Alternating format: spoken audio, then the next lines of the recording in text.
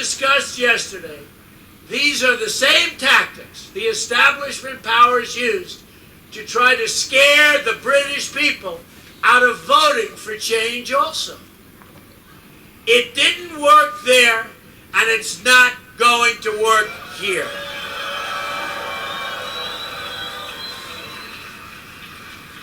Call me Mr. Brexit.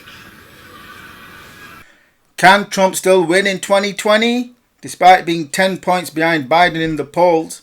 Let's find out from someone who did accurately predict both that the UK would vote to leave the EU and that Trump would win the US presidential election in 2016, which was despite what the pollsters, pundits, bookies and markets were stating at the time, as illustrated by my articles and videos at the time. And similarly, I also accurately forecast the outcome of the 2012 and 2008 US presidential elections. So will November 3rd election earthquake trigger a stock market tsunami, or just a few inconsequential waves lapping on the market shore? Here we stand just a few days away from the US presidential election, with the liberal mainstream media in a state of electoral fever as their preferred candidate is way ahead in the polls, looking set to win, just as their favoured candidate Hillary Clinton in 2016 was way ahead in the polls. So, unlike 2016, there is an edge to the frenzy of their activity, given the awareness that the polls tend to be wrong, skewed against conservative voters and opinions. However, 2020 is even more chaotic than 2016, as this year there is the backdrop of the Chinese virus raging across the US, and especially in many US swing states, that is contributing towards new cases of infection soaring to new pandemic heights, with deaths already having broken above 230,000, near double all of the US lives lost in all of the wars since 1945.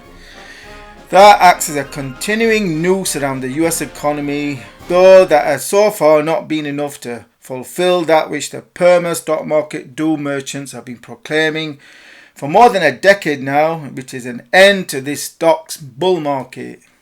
And the stock market has largely marked time in a tight trading range, with all wondering if Trump, being 10% plus behind in the polls, can manage to pull off another election miracle as he did in 2016. And this election forecast matrix analysis is an excerpt from my latest in-depth analysis that concludes in a detailed stock market trend forecast into January 2021. However, the whole of this extensive analysis has first been made available to patrons who support my work, so do consider becoming a patron by supporting my work for just $3 per month. The death chart. We have 32 deaths at this point. Other countries that are smaller countries have many, many deaths. And I think right now we're heading at probably around 60. 70 or 60 or whatever the final number will be. I used to say 65,000, and now I'm saying 80 or 90. I think that at some point that's going to sort of just disappear. 95,000 people ultimately. We'll be at 100,000, 110. We've made a lot of really good decisions. Yeah, no, I don't take responsibility at all. It is what it is.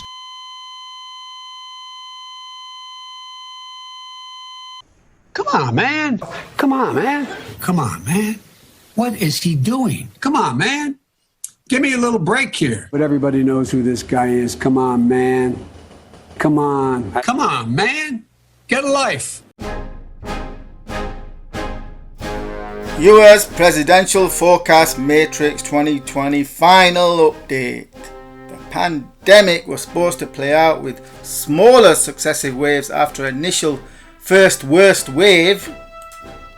Unfortunately, the Trump administration's handling of the pandemic has been disastrous to such an extent that America's pandemic resembles the Trump Tower escalator, with each successive wave higher than the one before it. Thankfully, increased medical intelligence about the virus has lowered the death rate somewhat, though this may prove temporary when the number of daily cases starts to overwhelm healthcare systems again. And don't take this as me picking on the US, for the UK has been similarly abysmally negligent in its handling of the pandemic second wave, which if left to run would exceed the first peak by around mid-November, with the UK death rate now running at 350 per day and doubling roughly every 9 days.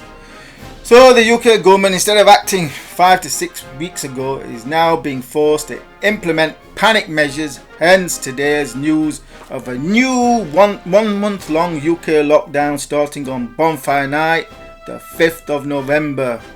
And where the US election is concerned, well, it's the economy, stupid.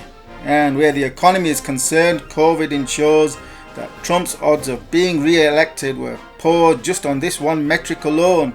What with the number of unemployed soaring by 10 million to 14 million, GDP 10% lower and a collapse in personal incomes, then the stock market decides to take a dive last week. All of that is before taking into account the electoral impact of 235,000 dead Americans, en route to what, 500,000 by the end of winter? As Biden would say, come on man!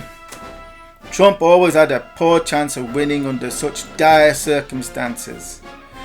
Therefore, my final forecast conclusion remains unchanged, in that I expect Biden to win on 49.1% of the vote, with Trump losing on 46.4%, with the balance distributed amongst the independents. However, it should be noted that Hillary did win the popular vote in 2016, i.e. 48.2% to 46.1%. Though I have factored in a 0.8% electoral college advantage to Trump in my matrix, because at the end of the day it is electoral college that determines who wins, then the popular vote. In which respect I expect Biden to win over 300 electoral college votes. So unlike 2016, I am not expecting this election to be close. What happens if there were no Chinese virus pandemic during 2020? Well, in that case, Trump would have easily beaten Biden on, say, 49.8% to 45.7% for Biden. And could Trump pull off another election miracle like 2016?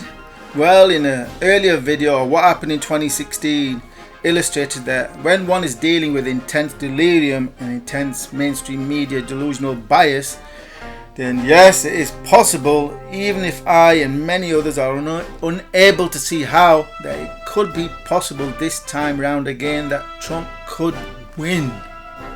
And remember that this analysis is an excerpt from my latest in-depth analysis that concludes in a detailed stock market trend forecast into January 2021.